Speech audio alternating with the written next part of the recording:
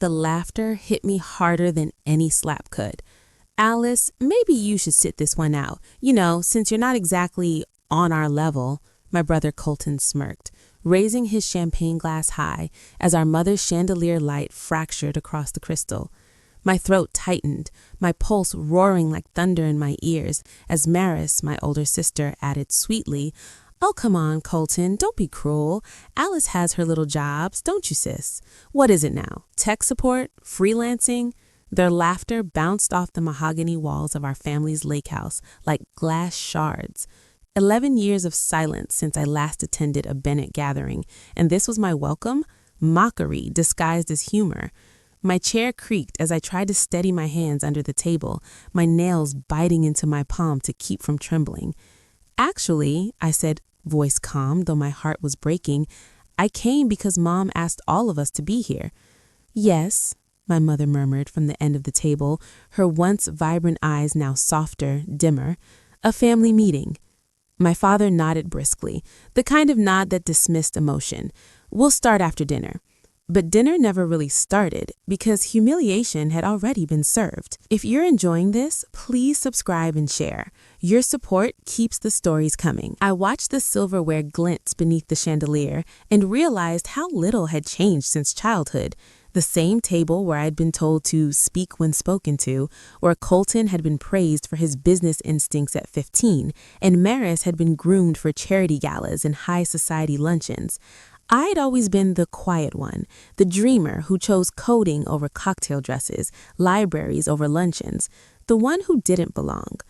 "We should discuss the trust," my father began, voice clipped, managerial. "Your mother and I are finalizing some updates. Given your different circumstances, it's only fair to allocate appropriately." Circumstances, that word again. Translation, Colton, the heir, Maris, the face, Alice, the afterthought. Colton leaned back, crossing his arms. "Makes sense, Dad. We don't want to be unfair, right? I mean, Alice probably doesn't need much." "Exactly," Maris chimed in. "She's happy with her little apartment. Minimalism, right?" The table rippled with polite laughter.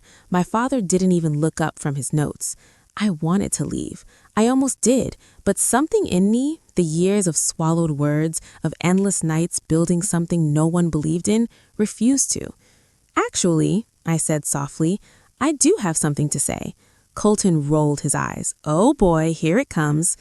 "I think," I continued, choosing my words carefully, "before you make final decisions, you should know the truth about my circumstances." Silence. My father finally looked up, his brow creased. "The truth?"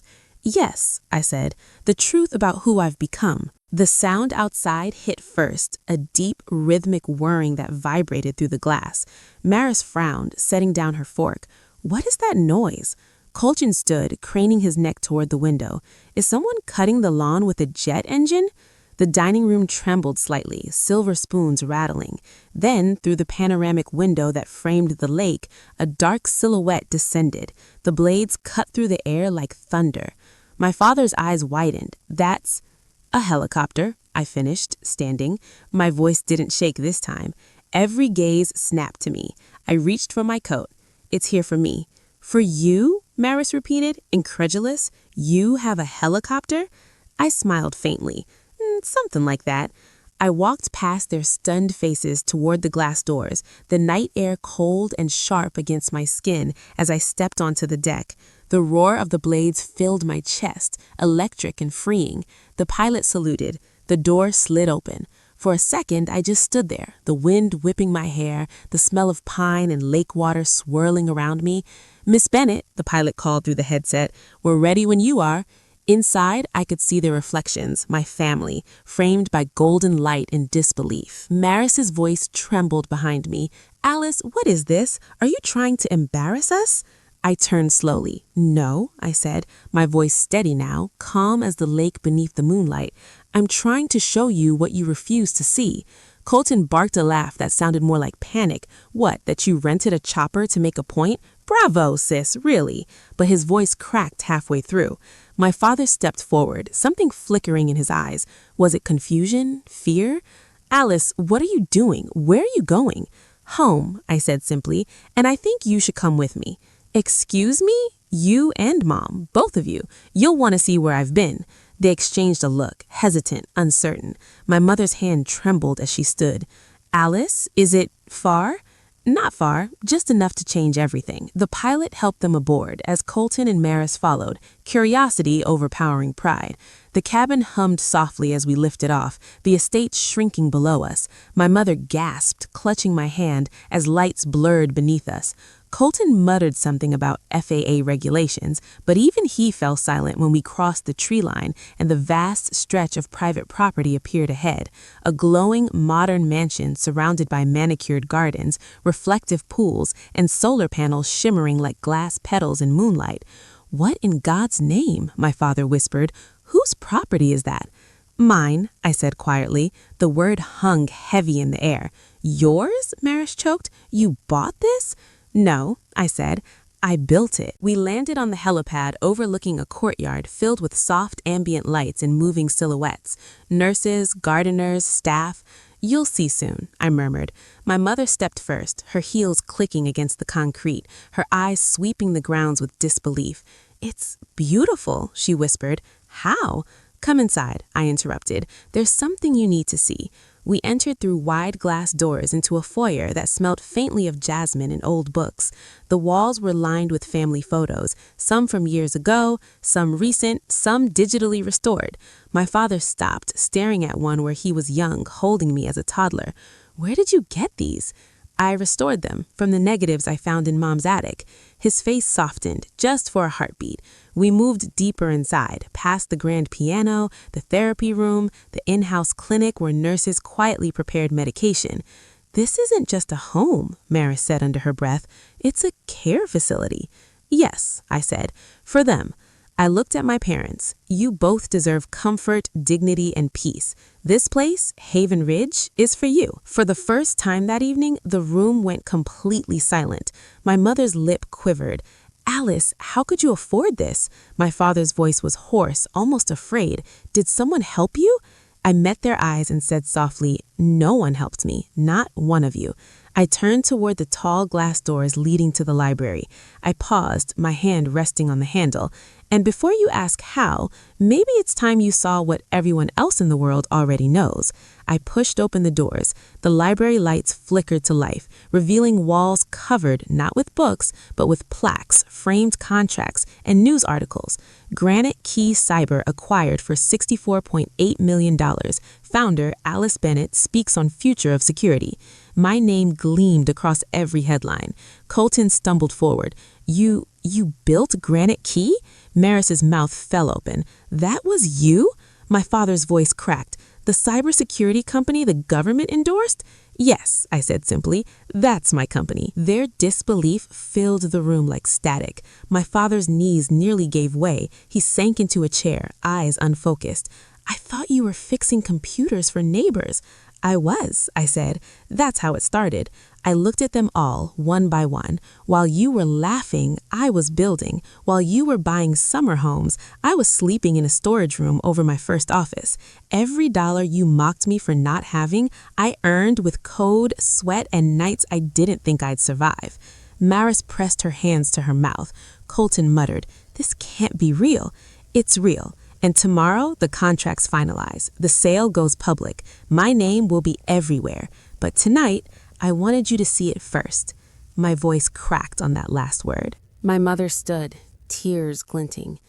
"Alice, Don't," I whispered. "Not yet." I looked out the window toward the dark horizon. "You told me once I'd never be enough, that security was a man's world, that dreams were impractical. But look around." I gestured to the estate blowing softly against the night.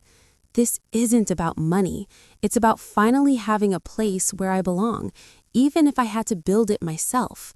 Silence stretched long and heavy, broken only by the hum of distant generators. Colton sat down slowly, staring at the floor. I didn't know," he muttered. "You never asked," I replied. "None of you did." For a long moment, no one spoke. Then my father, voice trembling with age and something that sounded like regret, said, "I was wrong." He looked up, his eyes wet. "You were right to leave, and God help me, I'm proud of you." My throat tightened. My mother reached for my hand, and for the first time in years, I let her hold it. But before the fragile warmth could settle, the door to the library swung open, and a man in a sharp suit stepped in. "Miss Bennet," he said briskly, "apologies for interrupting, but there's something urgent you should see. It's about the acquisition. Something's gone wrong."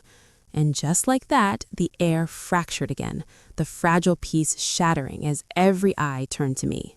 The man's words sliced through the silence like ice water down my spine.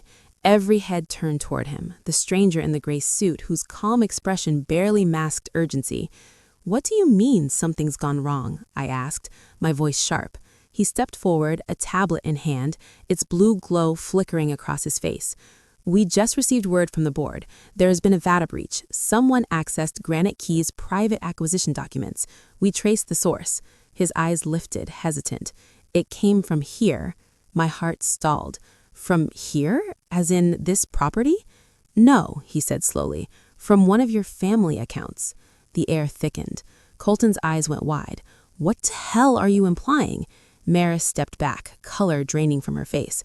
"Are you accusing us?" The man's tone stayed professional but firm.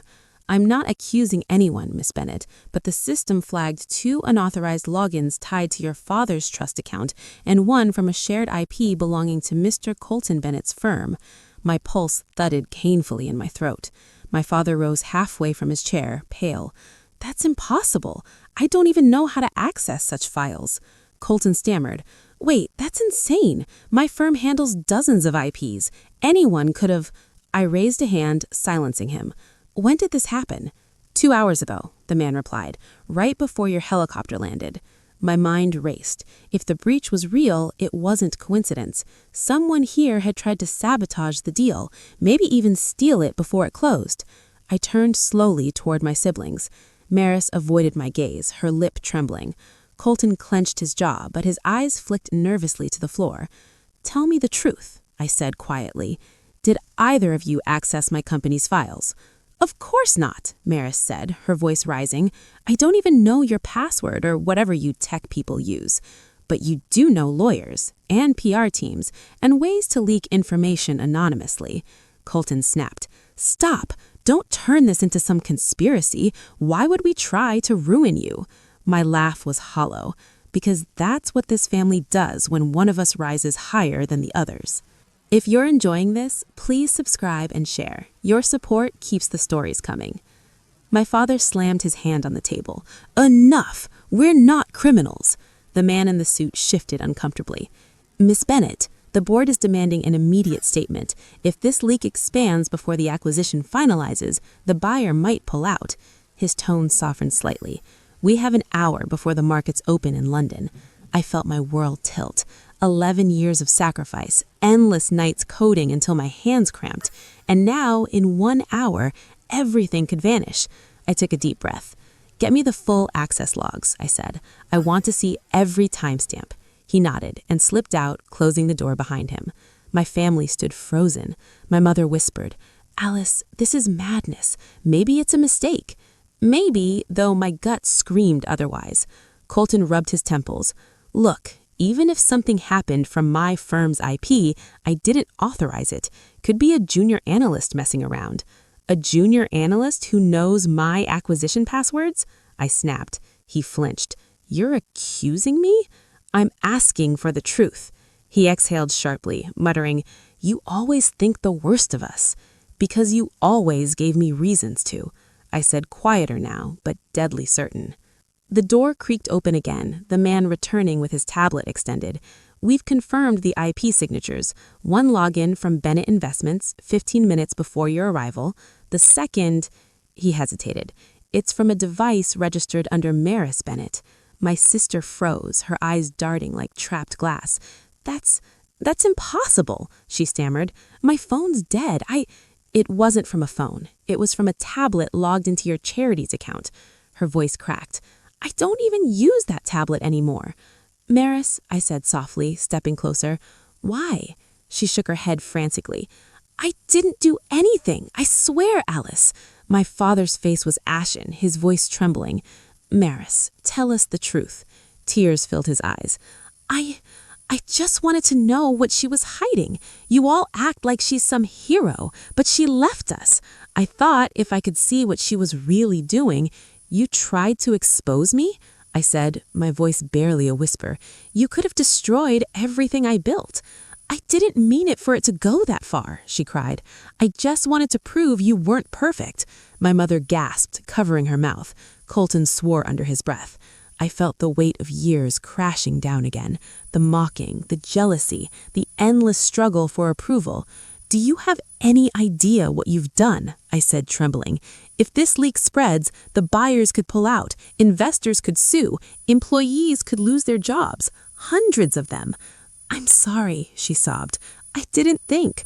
No, I said bitterly. You never did. The man cleared his chest gently. Miss Bennett, we can still contain this if we act fast. You'll need to make a live statement to the board within the hour. We can secure a feed from the library. I nodded, forcing myself to breathe. Set it up. He hurried out again, leaving behind a silence so sharp it hurt. My mother stepped forward, trembling. Alice, please, don't let anger ruin what's left of us.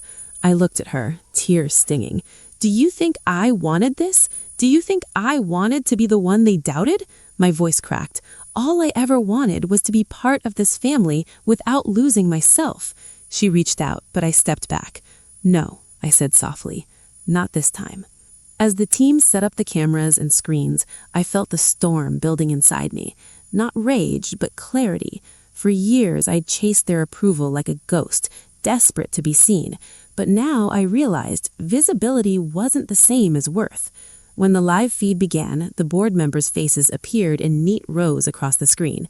Executives, lawyers, journalists. My assistant's voice buzzed through the headset. Alice, you're live in 3, 2, 1. I straightened. Good evening, I began. There's been speculation about a possible breach regarding Granite Key's acquisition.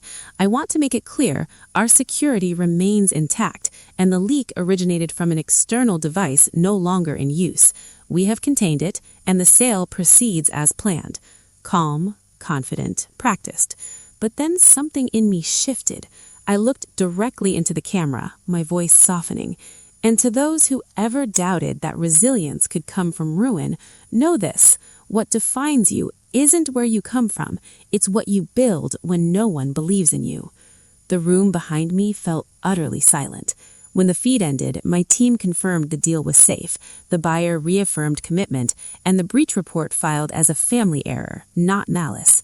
The relief hit me like a wave, but exhaustion quickly followed. I turned to find Maris crumpled in a chair, sobbing quietly, Colton pacing like a man trying to outwalk shame. My father sat motionless, staring at the floor. I never taught you how to be proud, he said, voice hollow. Only how to compete. I didn't respond. My mother crossed the room and pulled Maris into her arms. For a moment, I saw us as children again. 3 kids tangled in dreams too small for the world we grew into. Colton stopped pacing, his voice low.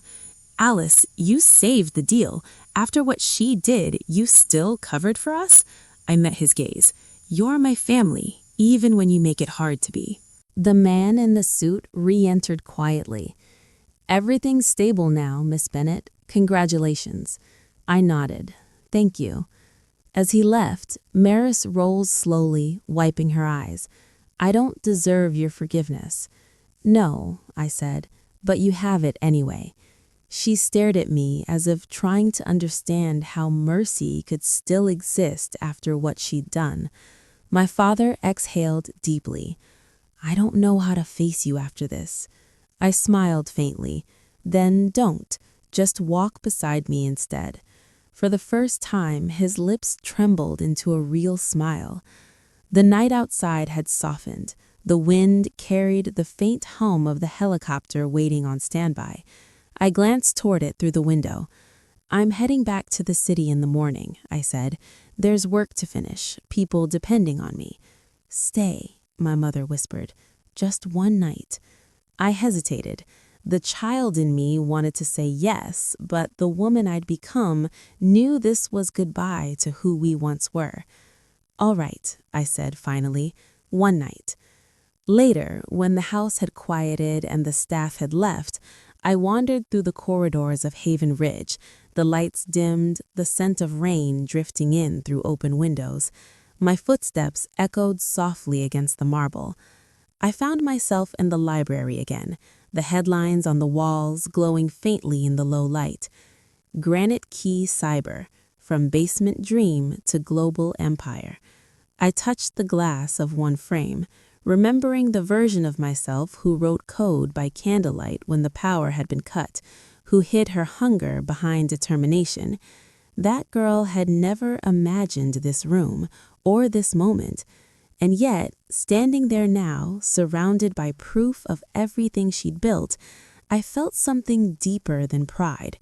Peace. I turned when I heard a soft sound behind me. Maris stood in the doorway, her face pale, her eyes swollen from crying.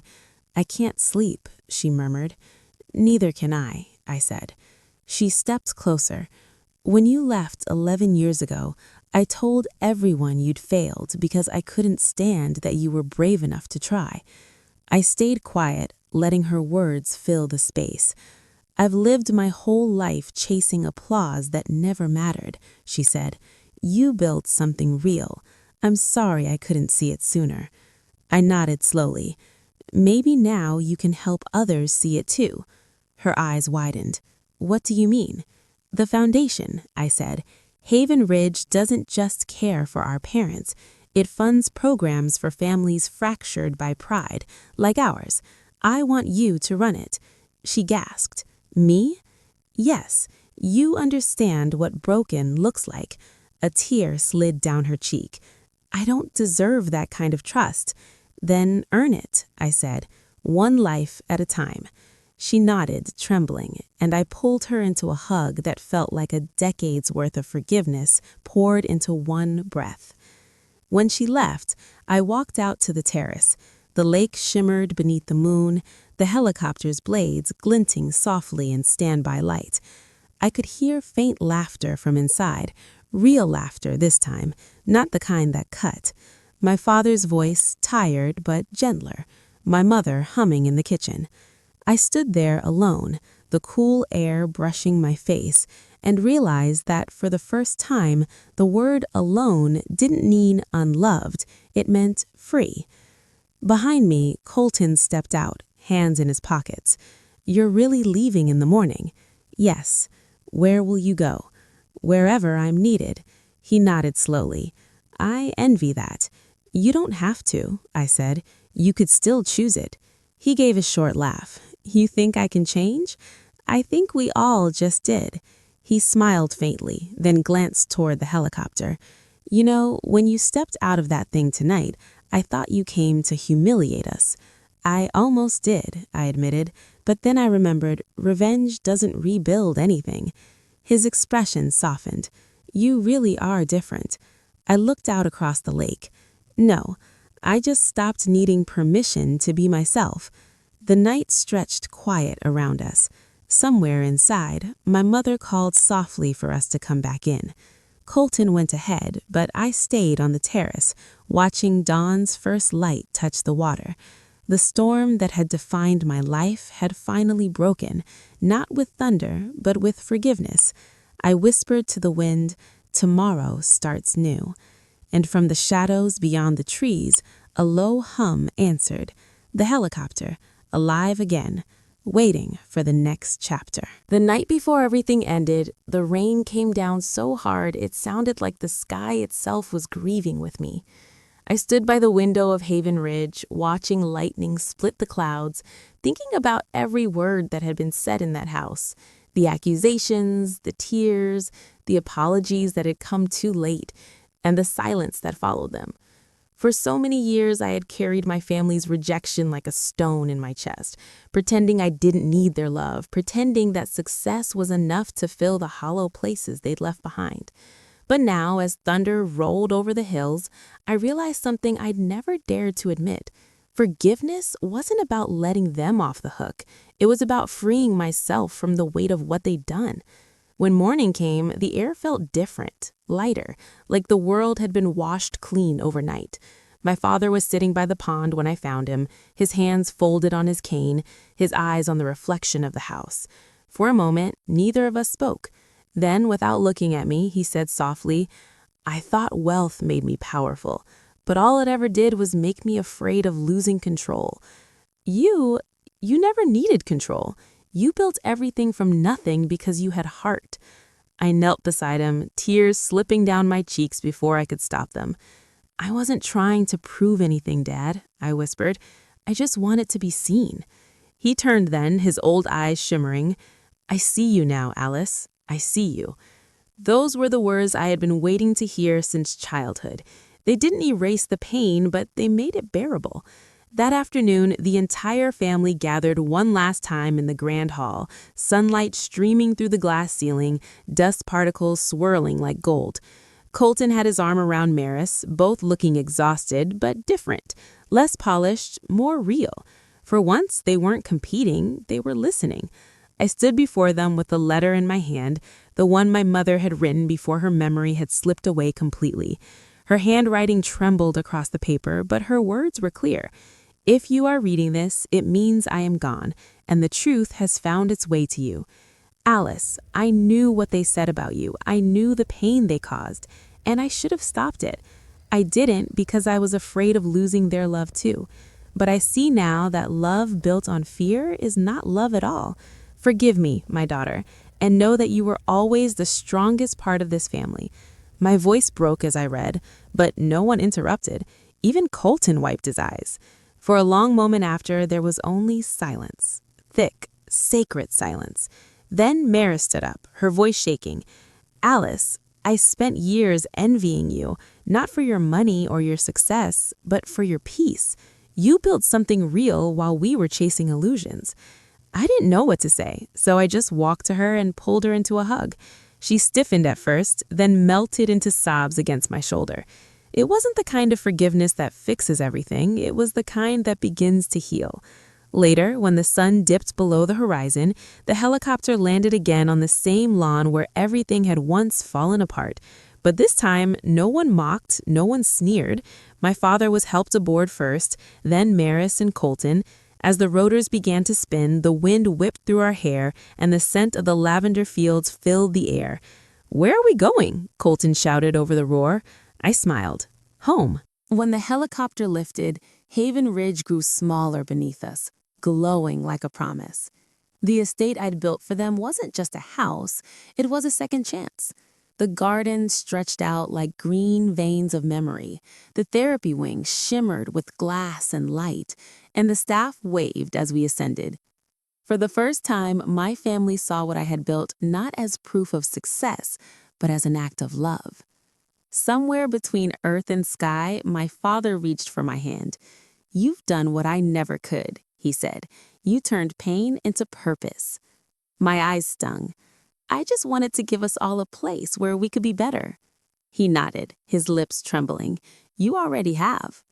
We flew over the town we once called home, the same streets where I'd walked barefoot to interviews, the same cafe where I'd written the first code of Granite Key Cyber on borrowed Wi-Fi. I could almost see my younger self down there, hunched over her laptop, believing that maybe, someday, she'd matter. I wanted to tell her she did. The acquisition money had never really mattered. It was what it allowed me to build that counted.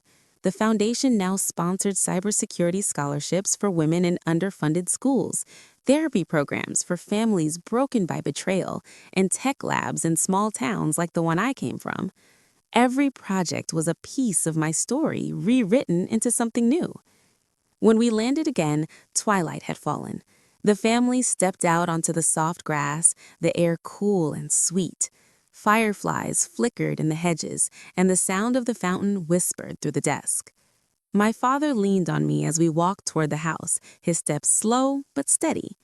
"You know," he said with a smile, "for a girl they once called the poor one, you sure know how to make an entrance." I laughed, a sound that felt foreign and free. Inside, dinner was waiting. Simple food, no silver platters, no photographers, no pretense, just family. Maris poured the wine, Colton said grace. The clinking of glasses sounded like a new beginning. Halfway through dinner, my phone buzzed. It was a message from my board. The foundation had just secured its biggest partnership yet with the very corporation that had once rejected me. I didn't tell anyone. I just smiled, tucking the phone away. That victory wasn't for them to see. It was for me. After everyone went to bed, I walked outside, barefoot, the night cool against my skin. The helicopter gleamed under the moonlight, silent now, a symbol not of status, but of journey. I thought about the meeting that had started all of this, the laughter, the cruelty, the way they had called me nothing. And I realized how strange it was that without that moment, none of this would have existed. Maybe humiliation is just the first act of transformation. Maybe the world has to doubt you so you can learn to believe in yourself. A breeze moved through the trees, and I could almost hear my mother's voice, soft and proud. You were always the strongest part of this family. I tilted my head back and whispered, I finally believe you. Somewhere inside, a weight I'd carried for years finally dissolved. The horizon was painted in deep violet and gold, and the first stars began to appear. Tomorrow would bring new challenges, new decisions, but for the first time in my life, I wasn't running from anything. I wasn't proving anything. I was just living. And as I stood there watching the light fade, I understood that true success isn't about who sees you win. It's about who you become when the noise fades, and the only sound left is your own heartbeat reminding you that you made it. Not for revenge, not for validation, but for peace.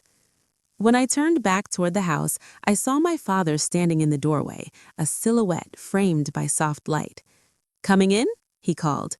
In a minute, I said. He nodded and disappeared inside. I looked up one last time at the night sky, at the blinking light of a distant aircraft passing overhead, and smiled. The world that once made me feel small now seemed endless.